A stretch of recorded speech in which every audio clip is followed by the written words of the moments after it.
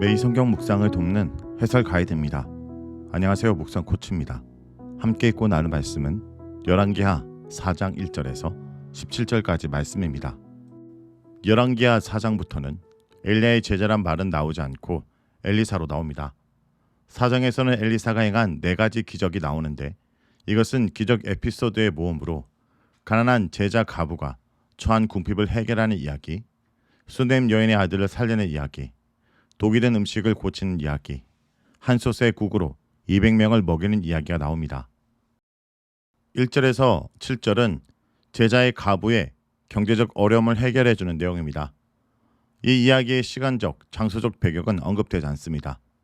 4장에 있는 4개의 에피소드는 엘리사가 사역하던 때에 일어난 사건들 중에 생명을 살리고 궁핍을 벗어나게 하는 이야기를 모아놓은 모음집이 있기 때문에 본문은 시간적 배경에는 그다지 관심을 갖진 않습니다.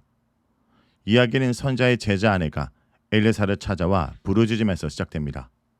여기서 부르짖다는 어려운 상황에 빠진 사람이 도움을 청할 때 사용하는 말로 제자의 아내는 매우 다급하게 엘리사에게 도움을 청합니다. 제자의 아내는 자신의 남편이 죽었다는 것과 그가 하나님을 경외한 선지자로 엘리사의 종이었다는 사실을 말합니다.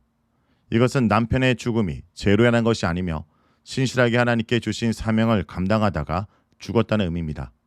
그런데 이 상황에서 빚을 못 갚자 빚을 준 사람이 종으로 삼기 위해 2 아들을 데려가려고 한다고 엘리사에게 부르짖습니다. 고대사에서는 빚을 갚지 못하면 노예가 될 수 있기에 율법에도 히브리 노예에 대한 규례가 언급됩니다. 신실한 하나님의 종으로 살았던 사람의 가족에게 닥친 비극적 상황을 들은 엘리사는 집에 무엇이 있냐고 묻습니다. 엘리사는 그것을 기반으로 도움을 주려는 것입니다. 그러자 자신의 집에는 기름 한 그릇 말고는 아무것도 없다고 하는데 이것은 제자의 아내의 궁핍이 얼마나 심각한지를 잘 보여주는 말입니다. 그러자 엘리사는 이웃에게서 그릇을 빌리되 적게 빌려오지 말라라고 권고합니다. 혹시라도 적게 빌려와 그들의 어려움을 덜어주기에 충분하지 않을까 염려한 것입니다. 엘리사는 여인에게 문을 닫고 빌려온 그릇들에 기름을 부어 채우라고 지시하였고 여인은 지시대로 기름을 부어 그릇을 채우기 시작하는데 빌려온 그릇을 다 채울 동안 기름이 계속해서 나왔습니다. 이 여인은 자신의 손에서 일어난 기적을 보면서 또 아이들은 눈앞에 일어나는 기적을 보면서 하나님의 살아계심과 자비를 느꼈을 것입니다. 그릇이 다 차자 기름은 멈추었고 엘리사는 이 기름을 팔아 빚을 갚고 남은 돈으로 2 아이와 함께 살 생활비로 쓰라고 합니다. 여기서 엘리사가 직접 행하지 않고도 놀라운 이적이라는 것을 통해 엘리사의 능력과 하나님의 권능이 더욱 강조되고 있습니다. 하나님은 신실한 사역자의 가족을 불쌍히 여기시고 그들의 필요를 공급하시는 분이라는 것을 여기서 분명히 보여주고 있습니다. 8절에서 10절은 수넴 여인이 엘리사를 도우는 내용입니다. 수넴 여인에 대한 에피소드는 4장 8절에서 37절까지 계속 이어집니다. 수넴 지역은 이스라엘 마을 북쪽에 위치하며 모래 산기슭에 있는 마을로 이사갈 지파 땅입니다. 엘리사가 갈릴리 남쪽 지역을 여행할 때 수넴 지역을 지나는데 어느 날 그곳에 이르렀을 때 그곳에서 부유하고 신분이 높은 한 여성이 엘리사에게 자신의 집에서 식사라고 강하게 권유하였습니다. 덕분에 엘리사는 수넴을 지날 때마다 이 여성의 집에서 식사를 하였습니다.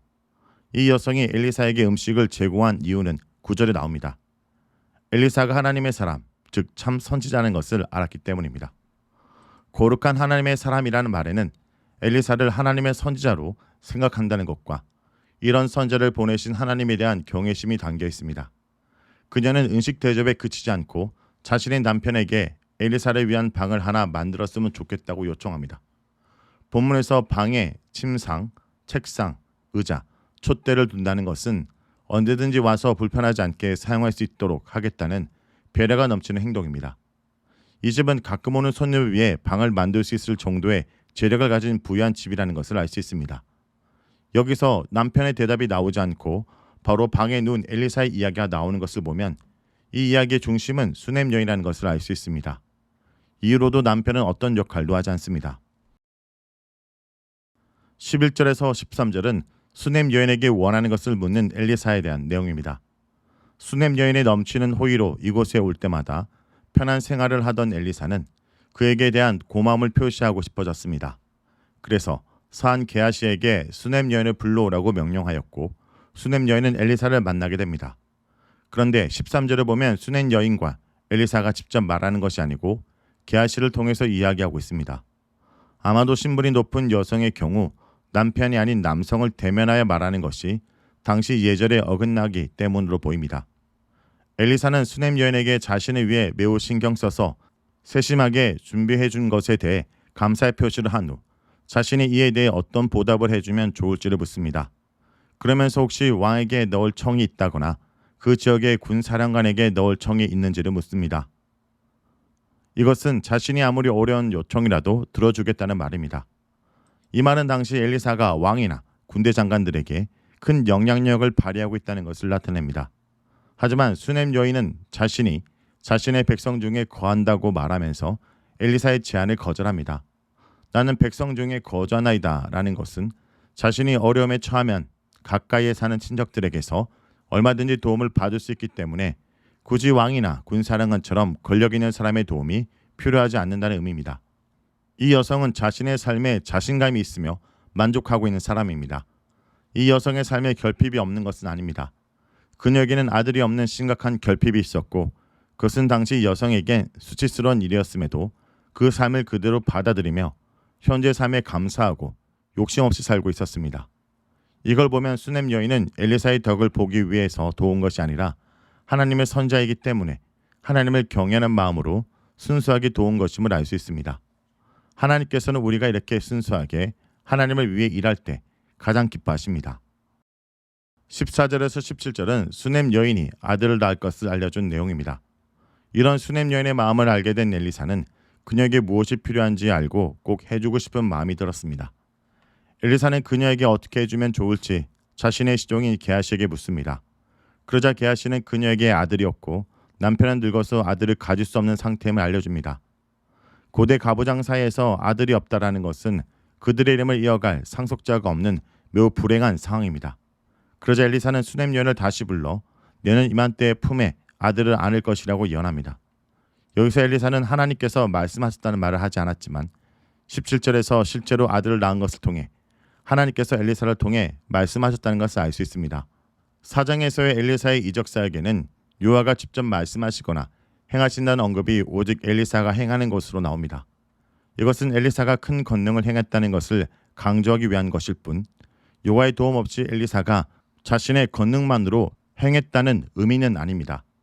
선지자는 하나님께서 허락하지 않으시면 어떤 힘도 발휘할 수 없기 때문입니다. 이런 엘리사의 예언을 수넴 여인은 믿지 않았고 속이는 것으로 생각하였습니다. 이런 것이 가능하다는 것을 알았다면 아마도 수넴 여인은 자신이 먼저 엘리사에게 아들을 요청했을지도 모릅니다. 수넴 여인은 하나님을 경외함에도 불구하고 하나님의 무한하신 능력을 잘 몰랐던 것입니다. 하지만 엘리사의 말처럼 이 여인은 1년 뒤 아들을 품에 안음으로써 하나님의 놀라운 권능을 맛보게 되었습니다. 오병이어로 5,000명을 먹인 기적처럼 하나님은 한 그릇 기름으로 여인의 모든 빚을 탕감하고 두 아들과 생활할 수 있을 만큼 넘치게 해주십니다.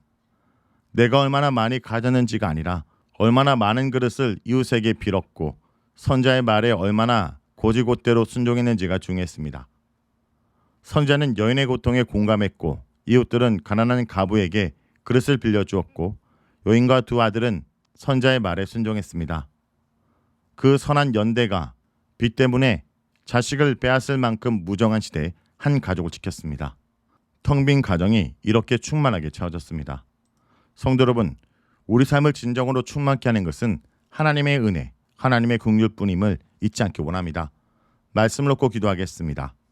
주님, 우리 삶에 물질이 채워지지 않는 삶이 텅 빈 삶이 아니라 하나님이 없는 삶이야말로 텅 빈 삶임을 고백합니다.